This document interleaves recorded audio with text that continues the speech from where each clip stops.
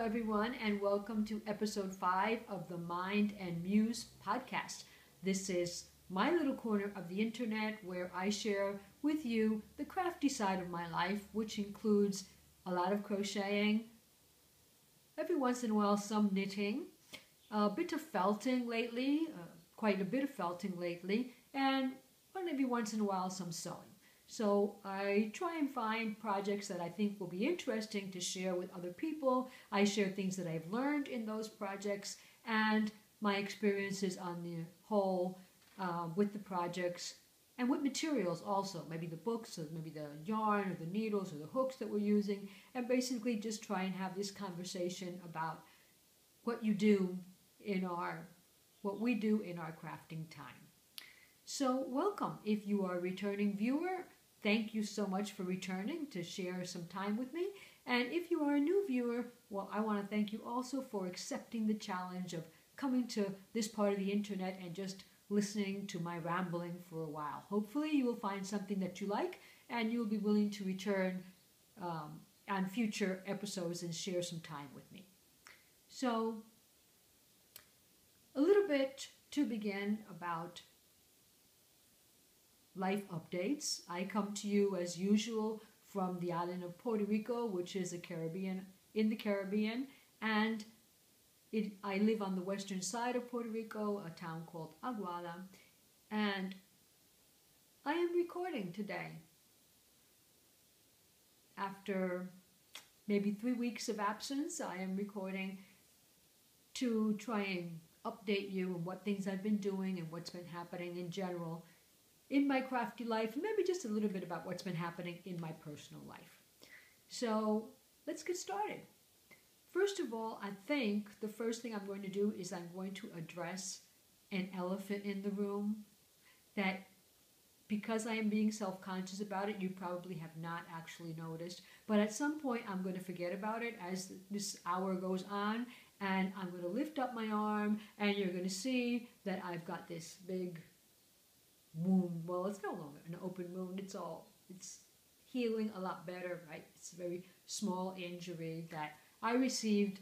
I don't know. We have, as a pet, we adopted some while ago, maybe 5 or 6 years ago, a dog that someone let loose down the road, and my husband thought it would be a good thing. And we have raised the dog as a baby, and we have given him all the love and care and protection that we've been able to.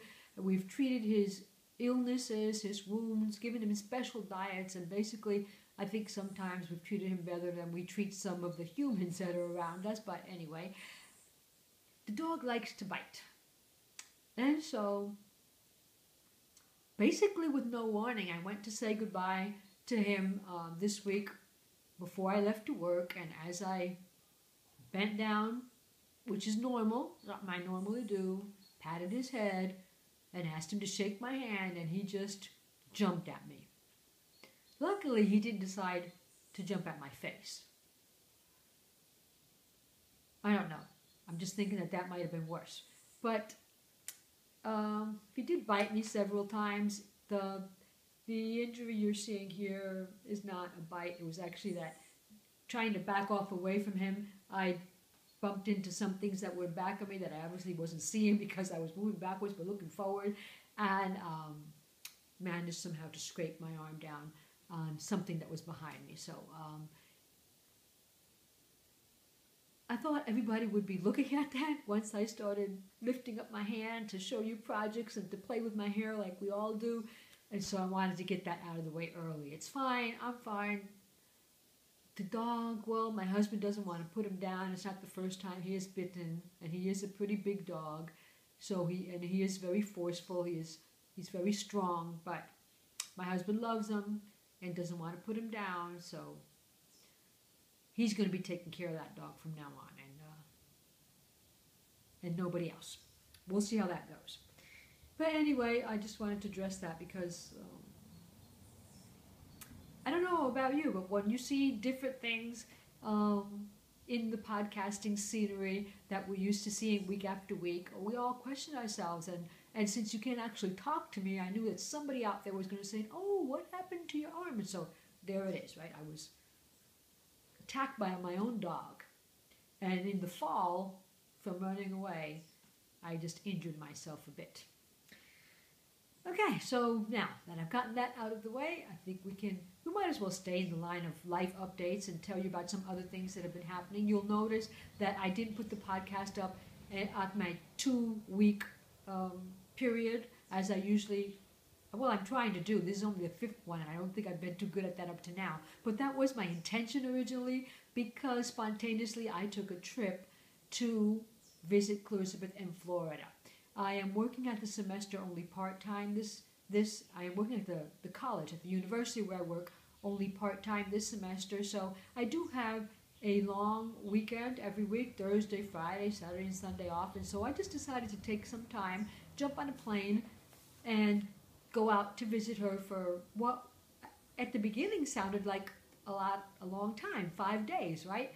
And turned out not being enough for any of us because, well, we spent a lot of time together, but there were also a lot of adulting things to do. Like we had to purchase some furniture for her apartment. We were trying to redesign it a bit to make it a little bit more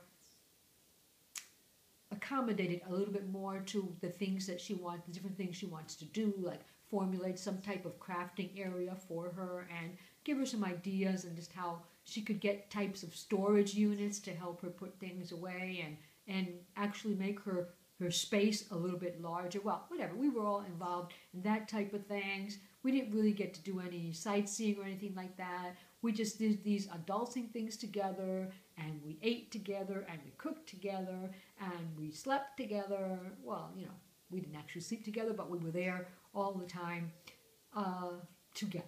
And still, it did not seem like enough for either of us. But, you know, that's just the way it is. It's just, maybe just it was necessary so that we would both realize that this is actually a real thing, that we are going to be separate like this, and that we both have to get used to it and move on, as Elizabeth is saying so much lately. Move on with what comes next in our life. So hopefully I will be able to visit more in the future, although I'm not anticipating it too soon because she's in for another life change. She's adopting a puppy, and therefore I think I'm going to just stand back and watch for a while she gets adjusted to that new stage of having a growing dog in an apartment. And I'm just going to sit back and watch it happen. And I am going to bite my lip whenever I feel like saying, I told you so. Because that's what mothers are supposed to do. I haven't been ever very good at that, and all my children will tell you that I'm never very good at biting my lip and keeping it shut. But I'm going to try on this one.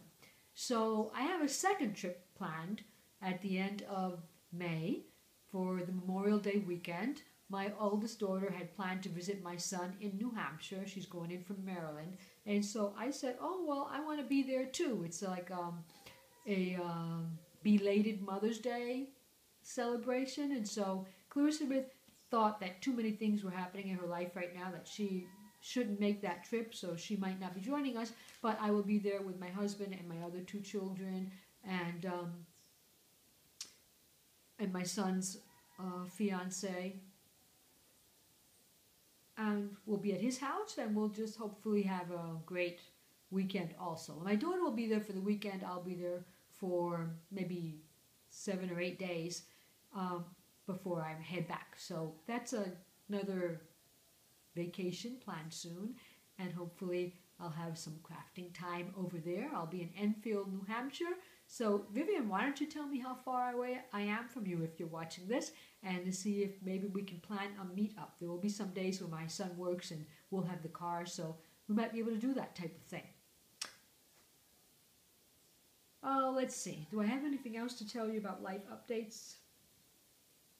I think I'm okay. I think that's enough rambling and blabber about my side of the world, just small explanations of why I did not podcast on the 2-week timeline, and why I probably will not podcast on the next 2-week timeline.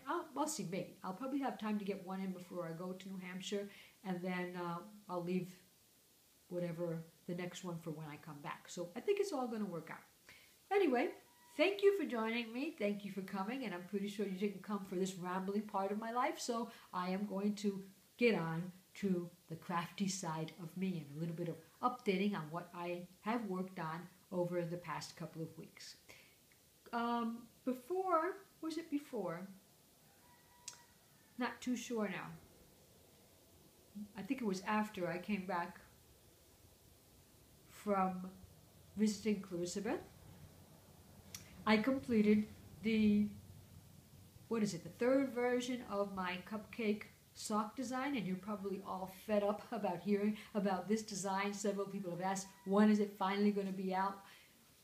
But let me just tell you, it is the first pattern that I am actually working on putting out.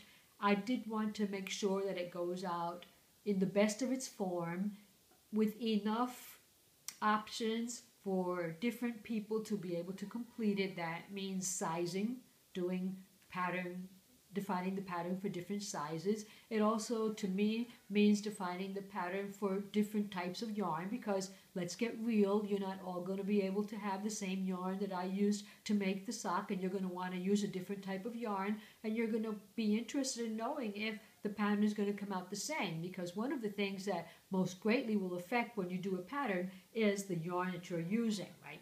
If all the conditions are not the same, if your yarn isn't the same, if the needle size isn't the same, if your tension isn't the same, as the designer, as the person that made the first object with the pattern, then it's kind of obvious that it's not going to come out the same.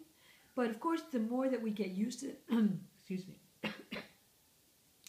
the more that we get used to that idea, the easier it is to just take up a pattern and say, okay, I'm going to change my yarn, change my hook, change the amount of stitches, and I have to understand that that means that it is no longer the same pattern that is sorted out to be, and there might be other changes that you'll need to make along the way. So just saying that because it's the first pattern that I'm going to put out there, and that why I have taken so long. Plus, we started really early with this pattern because the idea was to use it for a sock along that Faye of the Crochet Circle podcast had been planning for maybe late summer, beginning autumn. And her idea was for that several podcasts to join in with her and to make this a really big crochet.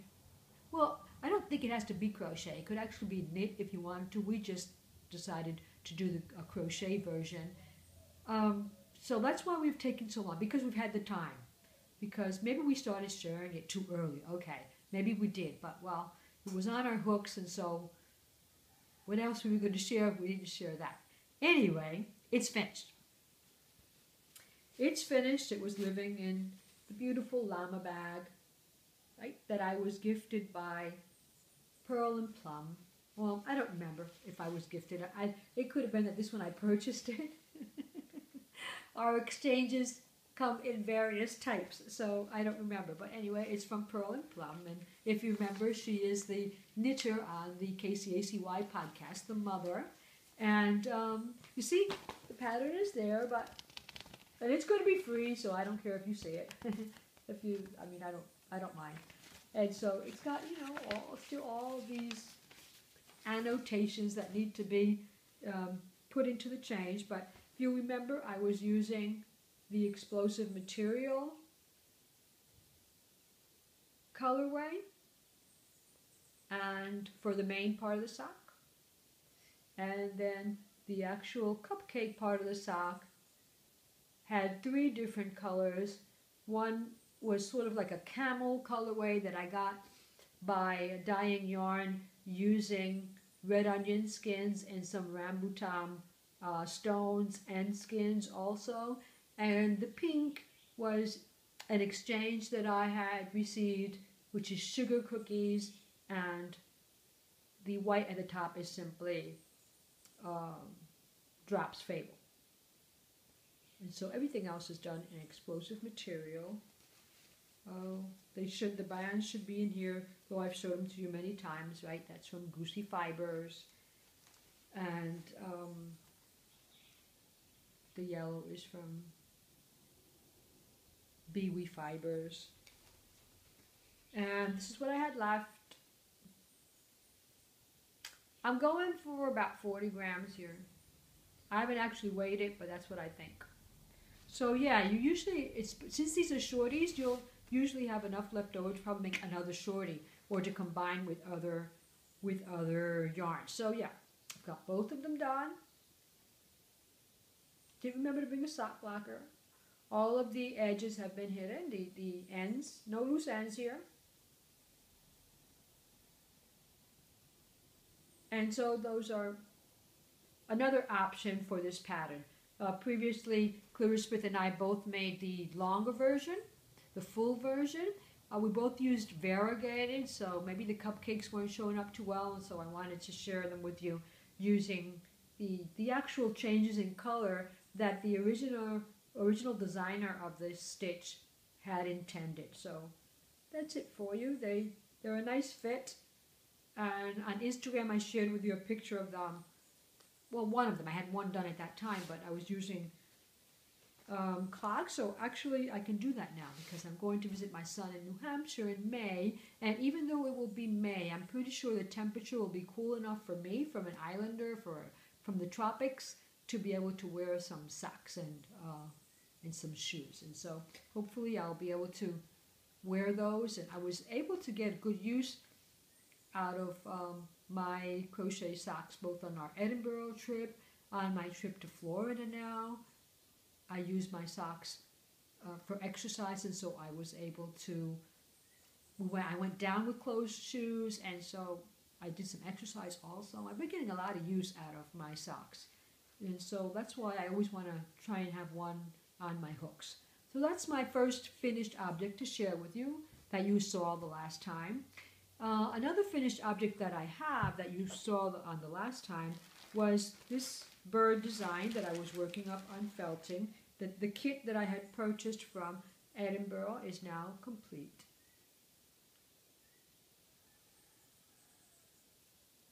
It's got the embroidery and the felting. And now it just needs a purpose. Now it just needs a purpose. It can become a front, maybe even a pocket in a project bag, or it might just become the front part of a pillow, or it could become a wall art. I could just frame it and put it up as wall art. We all know that Mother's Day weekend is going to be this weekend here in the United States, this May the 13th, and so this could still be a nice little gift for somebody who appreciates fiber arts. And so I had a lot of the wool left over, so it goes into my stash of wool for future projects. And I finished this in Florida with Clarissa. And so yeah, she got to see it in person. So that's my second finished object that you had seen before. I've got a third one here, but that are also felting, but basically they have to do a little bit with Clarissa shop. And so I don't know if you have realized it or if you caught it the last time, that Clarissa opened up a shop on Etsy called Dainty by Crochetcakes, and I'll put that down here at the bottom. And in this shop, well, she's basically wants to sell her project bags, but she's also planning on selling items that have to do with this idea of her crochet, the idea of her love for cupcakes and her love for other types of delicacies, and the idea of things that are dainty and things that are feminine and things that are admirable and things that just go along with her personality. So she has invited me to place some things in her shop. She wants to do a little bit of outsourcing here to see how it goes. And so some of the things that I have planned, I have told you in the past, are the felted pin cushions that I have been preparing. And so I have continued to make the cupcakes, but I have now ventured on to other things, like, for example, cakes, pieces of cakes. They are sort of easy to prepare in this way, and they add no calories to your diet. So I don't know, I'll just pick that up. So here it is. It is meant to be a white cake with some yellow frosting, some jam on the inside, and strawberry on top. And so, yeah, if you can't eat them, you can have them as a item for use as a pincushion. And if you have a special mom or a special friend that likes to sew or that can make use of this, well then there you go. It'll make a nice gift. And so I'm in the process of, this is like a prototype, I'm in the process of preparing other ones for her shop. In addition to that, I have also been preparing just felted cloths that have scenes on them. The idea of these felted cloths is that I will send them to Clarissa, and she could use them as she wishes to create notion pouches or to create project bags of the sort. And so she's only outsourcing the material, and then she will turn that into whatever she deems might fit, depending on what inventory she would like to have available in her shop. But I don't know, hedgehogs are all the thing now, and I thought that was cute. I thought the just a simple design where she can add her logo to it, and she can add some embroidery to it and turn this into something dainty that one of you would like to have as a project bag for your crafting. Or we thought about project bags, but we're also going to extend beyond crafting in the sense that she wanted to create bags that maybe could be used as lingerie bags when you go on a trip, or as makeup bags, maybe pencil cases depending on how small they are. And so trying to expand a little bit outside the crafting area also to offer her services and her products to just the general public. And so those are finished objects. That's what I've been working on, and things that I feel that are at a completed stage right now. All of the rest is in the making. There are a couple projects that I just started new. I talked about them the last time, but I hadn't begun them. There's a project that I hadn't even thought about making because I just saw it while I was visiting Clarissa and decided I wanted to have a go with it. And I'll share those things with you now. First up, the project that I had mentioned that I was going to venture into was a knitting project. I had talked to you about wanting to make a shawl, a knitted shawl by Helen Stewart of the Curious Handmade, and she had begun a mystery knit-along called the Impressionist Shawl. I purchased the pattern and held off participating until people began receiving the different clues and had knitted them up, because I'm okay with the mystery, somewhat. I have to say that I have been rethinking it as of late, because when you don't know what the product is going to be, choosing a yarn is not always safe. You're not always going to choose the right yarn. You're not always going to be able to choose the yarn that is correct for the stitch that is being applied.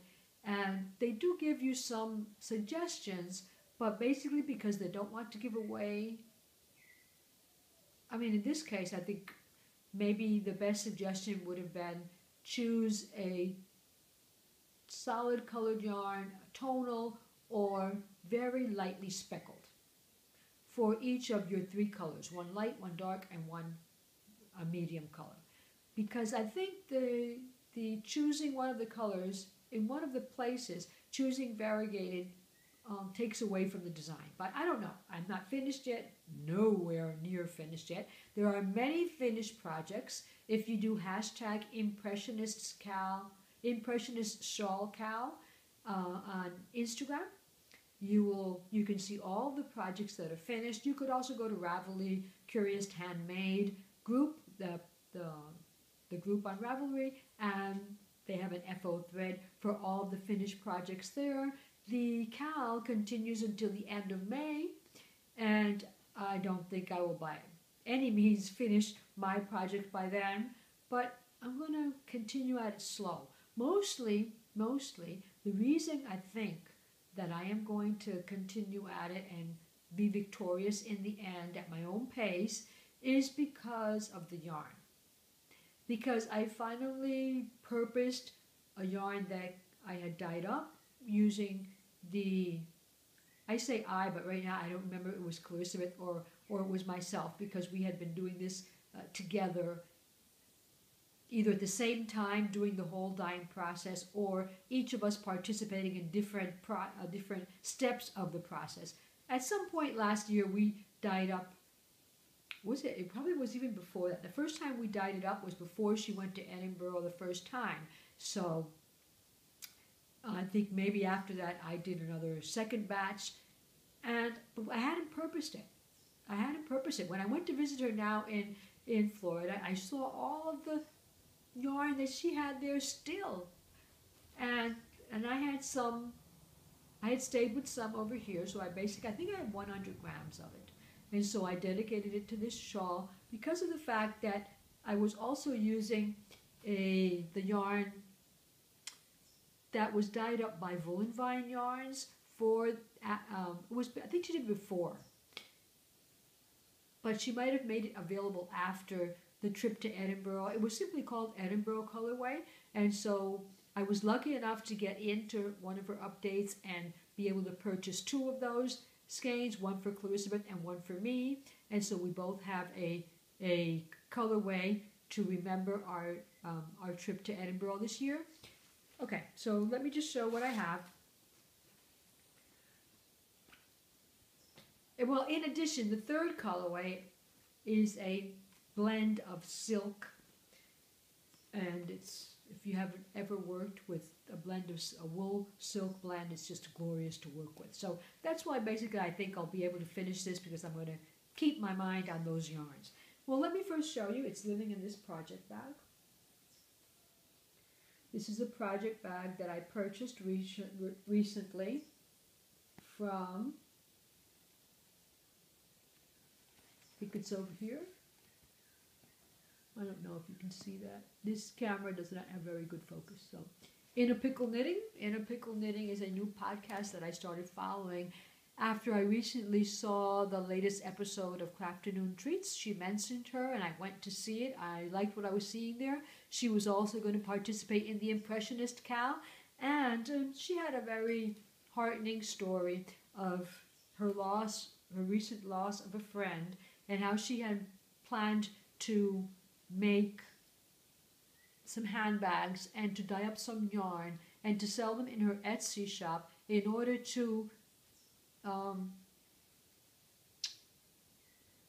collect money to give to a cause, to give to a foundation that had to do with the illness that her friend had been suffering. And so this was one of the bags she made, and every one of them included a quote on the front. Probably won't be able to see that because of the focus of this, but it is, "Encourage your hopes, not your fears." And so I was very happy to receive that.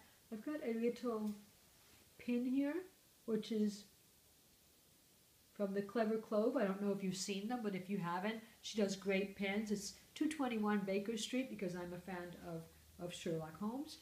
But the bag, I also have notion pouch, and I usually try in every one of my bags to have a notion pouch. This particular one is one of the ones that Clarissa is making in her shop. It's her teacup. It's her teacup. And it's big enough notion pouch to have all my notions, where I usually have pens, and I have my crochet hook when I'm not using it, and I've got stitch markers, and I always carry a measuring tape, scissors, and all the whatnots I try and have one of those in each project bag, and I try and keep it packed so that when I pick up the bag to put a project in it, this is already set, and I really like that. But anyway, you wanted to see, I don't know if you wanted to, but I promised to share with you this shawl. And so maybe once a year I take on the task of doing a knitting project, and this is a shawl up to now. See, it starts off with the color, which is A, which was my avocado. And then it goes on to incorporate the color B, which is Edinburgh. And then I'm at the stage at the end of clue 1 where it has incorporated long lines, because this is already at 300 stitches. So I've got the long lines of my third colorway, which doesn't have a name. I call it like, it's like a dark purple, a blackish purple, but it is a blend of wool and silk. And so it makes the shawl very luscious to touch, because you've got, this is Highland wool, the pink one, and the Edinburgh's BFL, and so it gives you just these little touches, little parts of softness in between all of the sort of harsher yarns, and I'm liking that aspect of it. The incorporating the silk in between these harder yarns gives it structure, helps to give it structure, and that's a good thing. So that is the Impressionist shawl. These are the 3 colorways that I am using. The pink, I kept calling it raspberry on last episode, but no, raspberry is deeper. This is just like a deep dusty pink maybe. And the Edinburgh is the variegated, and finally that blackish purple is the silk wool blend. And I'm moving on to clue number 2, carefully and slowly, because clue number 2 at one point is going to have a lot of strange stitches, because it has got this lace part that looks a little bit like lily pads or something like that, and so leafy. I'm going to take it slow. The second project that I hadn't even started for the last episode, nor I hadn't even mentioned it, I didn't even know it was going to be a thing, is called the Alchemy Cardigan. And actually, I had no plans of making this whatsoever. While I was visiting Elizabeth, we had a trip to Marshall's where they had some sales on yarns, and I had chosen a cotton acrylic blend that they had there to purchase from Yarn Inspirations, and it was called the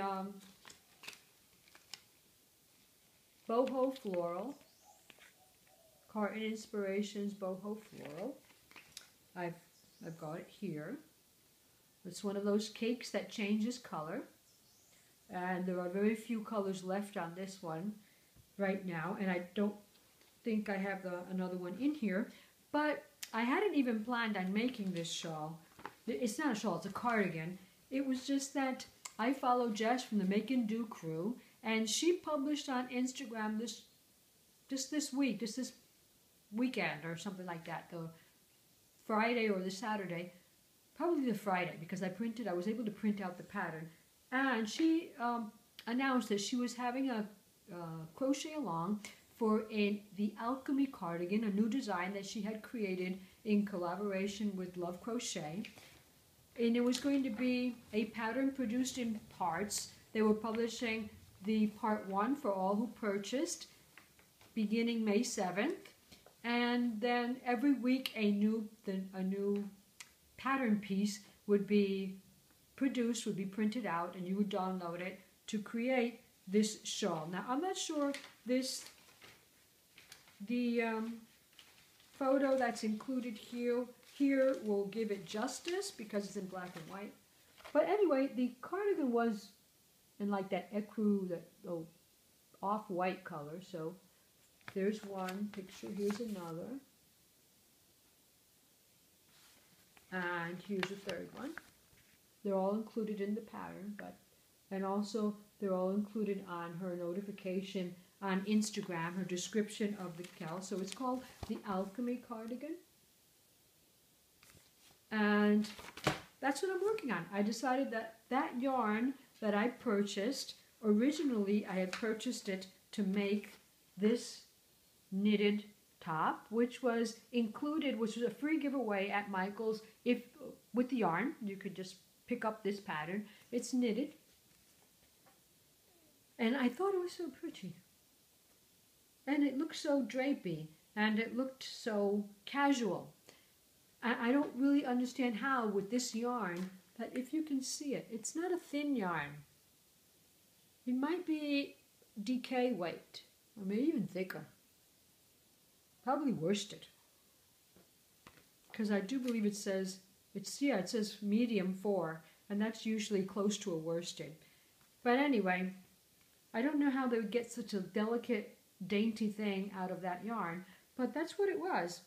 And I started to try and make it at Clarissa's apartment because we had bought the yarn there, but she only had bamboo needles, and bamboo needles are not good for cotton because bamboo, the yarn sticks to them, right? They have grip, and therefore I just gave up. I decided I wasn't going to be able to do it with those needles, and I would wait until I got back here. But when I got back here, this pattern was published, and I said, oh, I think I want to do that. So I changed my idea. It was going to be quicker anyway than maybe the knitting. And so this is what I have up to now. You see that the color changes are not too subtle. I mean, you can actually see them happening. Another thing that I found with this yarn is that sometimes the color like runs. Like you're not supposed to be in that pink, I don't know if you can see it, there's a spot of pink there on that white, and that happened, and it's not a spot where the color is changing. So that has happened frequently in the yarn. If it's something that bothers you, I think that would bother you a lot, because you can see a lot of places where the color has run. That color is nowhere near this other one, but you've got these speckles of a different color inside. I'm looking at it, I'm seeing that mostly it's happening in the white. Mostly it happens in the white. But it's just a cardigan, and it looks like just a comfy cardigan that you're going to throw over to go out for a walk, or throw over to just being air conditioned in your office or whatever. And so, I mean, who's going to look at those details so closely? See, and here on the white, there's another spot like of blue. So yeah, that happens every once in a while. But I didn't let it bother me. This is the back. This is actually half of the back. It's half of the back. I don't know yet how I'm thinking that the stripes on these sleeves, I'll probably work them in the other direction to make it look really crazy. And I was thinking about the pockets. If you notice that it has these pockets here in the front. I was thinking about, the other picture is better, maybe. I don't know. These pockets that are in the front, I was thinking about maybe making them another color. Just that, I don't know. I've got ideas. I'll see how it works out. I don't know if the choice of these stripes was the best choice for it, but I'm going with it. I'm going with it, whatever comes out. And so it is not a make that should take you all that long. I mean, it crochets up pretty quickly. I'm using a 5 millimeter or 5.5 millimeter hook. I just used my normal ergonomic hook. And it's all, once again, another one of Clarissa's notions pouches that she made for me. This one she also made for me. It says laugh often. I don't know if you can see that. Laugh often. And it's got this beautiful Japanese flower fabric on the inside. And it's got all of my notions for this project. So yes, it's not a difficult make. It's not, doesn't take a long time to crochet up, I don't think. What's going to take me long is the fact that they're going to be publishing the parts of the pattern at a weekly basis, which I didn't realize because it was something that I wanted to take for my trip to New Hampshire at the end of the month. So I don't know if we'll be finished by then, but if not, I'll probably finish it over there. So yes, that was a new project that I hadn't even thought about making before. I'm going to go with it. I'm going to go with it for now to see how those stripes work out. And yes, hopefully I will have that comfy cardigan by the end of the month. So those are my works in progress at the moment. The rest of my works are mostly in my dreams. I call this section mostly my dreams because it's all of the things that I would love to make, but I don't know if I have enough time and definitely don't know if I have enough skill. I finally got around to caking up the yarn that I had forever gifted to my eldest daughter for one Christmas. This is a colorway from Little Bean Crochet. It's in her Little Bean Loves. It's in her Luxe Sock Merino Cashmere Nylon Blend, and it is the Exploding TARDIS colorway, right, from Doctor Who, because my eldest daughter is a big fan of Doctor Who. And so I split it up into two 50 grams because I was decided that I was going to knit her socks.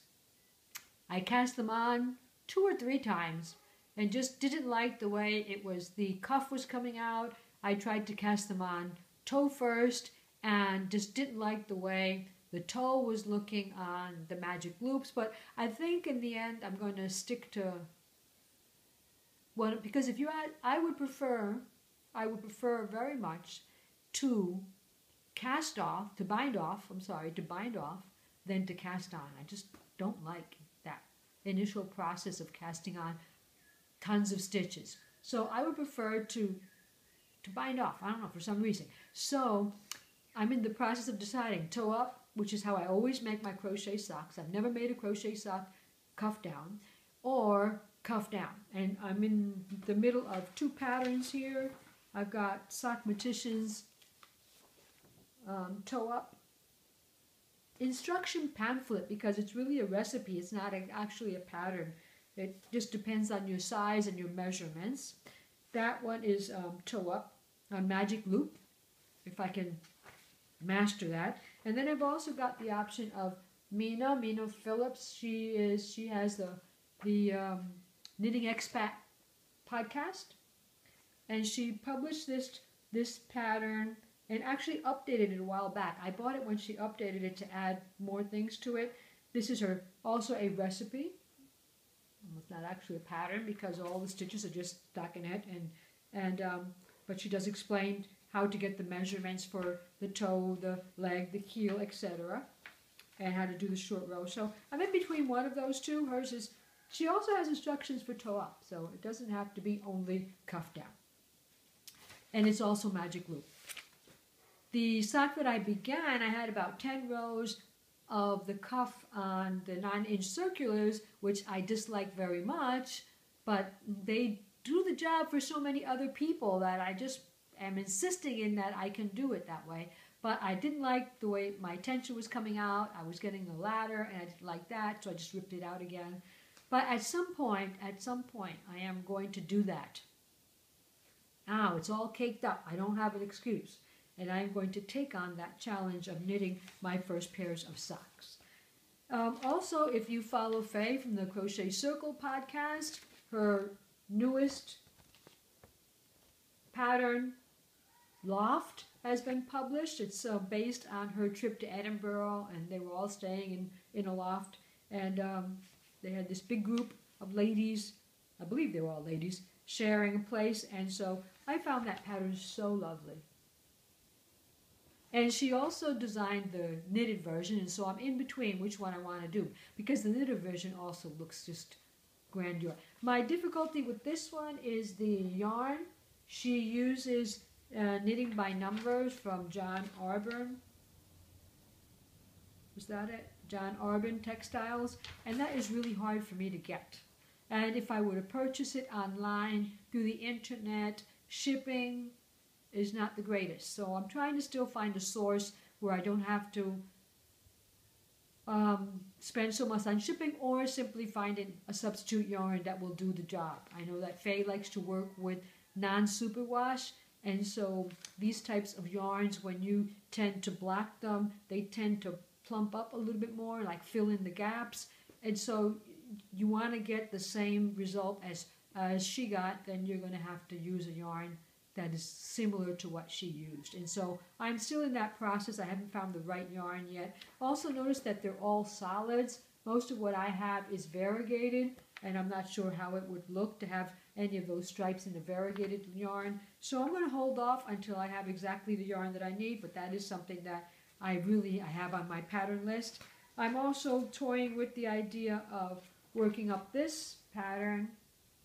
You only really see a piece of it because I photocopied it from the magazine.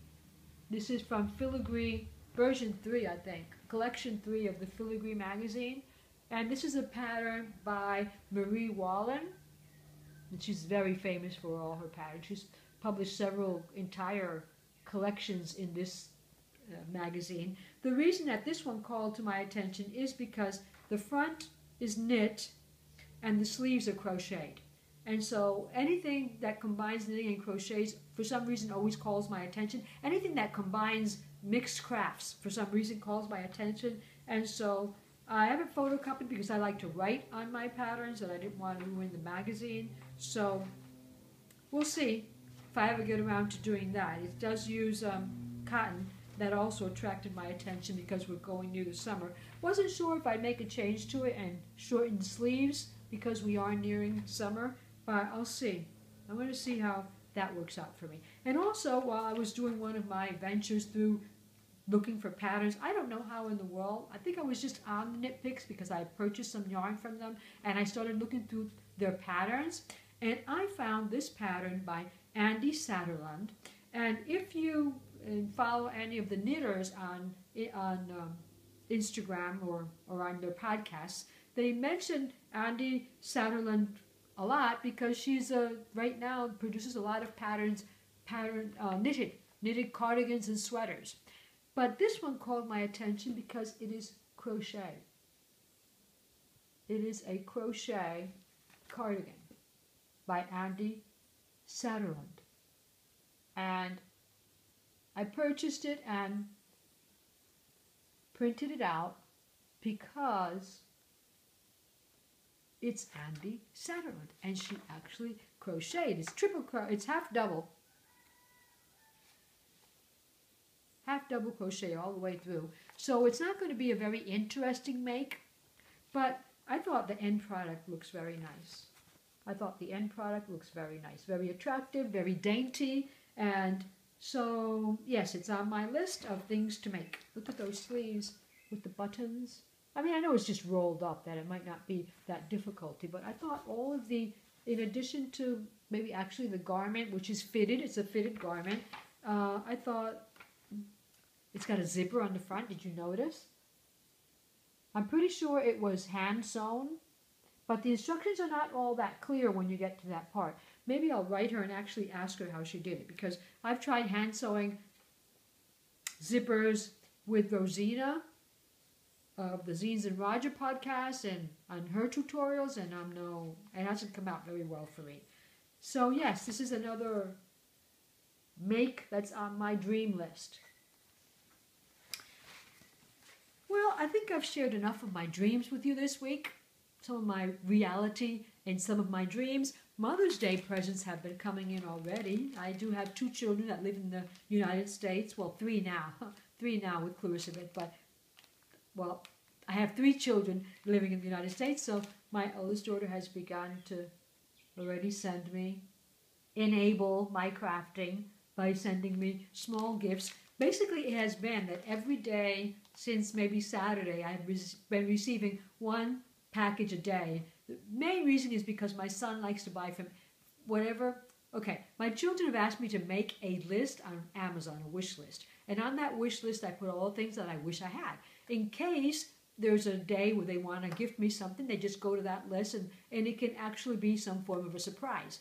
So my son picks out things from lists, and then he goes to eBay and tries to purchase them at a better price. And so I get all kinds of packages in the mail, one by one, from all these unknown people. And so I am always telling my husband, oh, look, a secret admirer of me sent me this package. And another secret admirer of me sent me, I don't know who they are because I don't know the names. And he doesn't believe me, of course, but by now he knows that it's Francisco, my son. But anyway, it's a nice thing. Thank you, kids. They don't watch this, but I thank them anyway because they've been making this week nice, one day at a time. When Clarissa Beth was here, we would always celebrate holidays a week at a time. Like it was a birthday week, not a birthday, and Mother's Day week, not just Mother's Day. And so they've been making that happen with the little gifts that have been coming in little by little. So I have been very happy to share all of this with you. Thank you for joining me for this somewhat of an hour, I guess, by now. If you have liked our sharing, please hit the like button below. And if you would like to receive a message, a notification every 2 weeks or so when I update a new podcast to my channel, please hit the subscribe button along with the notification bell next to it. And that just makes your life a little bit easier because you don't have to go into YouTube searching for my podcast, but you will receive a notification by email that the podcast has been uploaded. And remember that doing these things, hitting the like, hitting the subscribe, also helps my standing on YouTube so that other people can receive this video as a suggested watch, right? A video for them to watch. And it just gives you more exposure. Thank you for joining me. Thank you for coming by. If you celebrate Mother's Day, and you please have the happiest Mother's Day possible, and give your moms and yourselves lots of loves during this week, and I shall see you soon again. Thank you for joining me, and happy crafting!